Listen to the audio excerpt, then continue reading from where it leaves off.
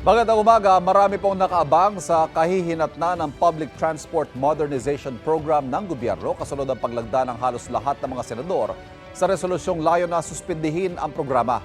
Tanong tuloy ng ilang tsuper, babalik ba sila sa dating sistema? Live mula sa Caloocan, may unang balita si Bea Pinlac. Bea. Ivan, mas kaunting kita, limitadong biyahe at hindi dekalidad na sasakyan. Hanggang ngayon, ilan pa rin yan sa mga issue ng mga jeepney driver dito sa Monumento Circle sa Caloocan mula nung umarangkada ang Public Transport Modernization Program. Humabol daw sa April 30 deadline at nagpa-consolidate ng prangkisa si Mang Ermel. Pero hanggang ngayon, hindi pa raw niya lubos na naiintindihan kung anong may dudulot ng PUV Modernization Program, lalo na sa mga tulad niyang driver. Yun nga, repair lang. Yung mga bulok na jeep, i-repair lang. Si Mang Romnick naman, aminado na limitado lang din ang alam niya tungkol dito. Hindi ko masasabi yung ano. Papalitan yung yung unit, yung para mas maganda pa yung ganito na kaysa yung bago. Ilang buwan na ang lumipas hanggang ngayon, hindi pa rin pabor ang ilang driver sa PUV Modernization Program. Kung pwede po sana wag na. Sayang naman yung mga sasakyan, trademark, Pinoy ito Mahal kasi yung boundary kasi nung yung ilalabas na jeep. Kaysa yung ito, talagang mas mura kasi yung boundary na ito. Kahapon, naglabas ng resolusyon ang Senado na pirmado ng halos lahat ng senador na humihiling na ipatigil muna ang Public Transport Modernization Program.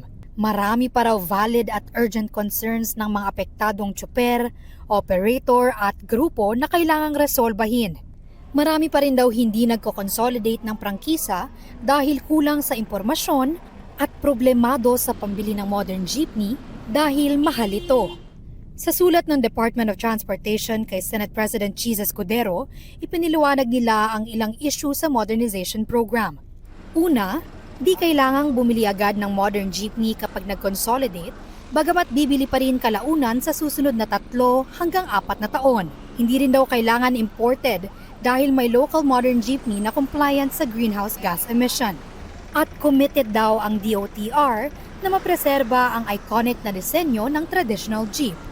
Ang tanong ngayon ng ilang driver, kasunod ng resolusyon ng Senado, babalik ba sila sa dati o diretso lang sa bagong sistema? Hindi ko kasi na kami sa kaya okay lang.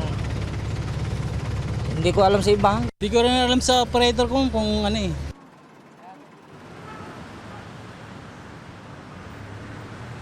Ivan, ayon sa ilang mga jeepney driver na nakausap natin, nasa wait and see period muna sila.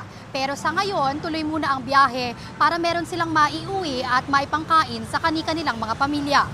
Yan ang unang balita mula rito sa Caloocan.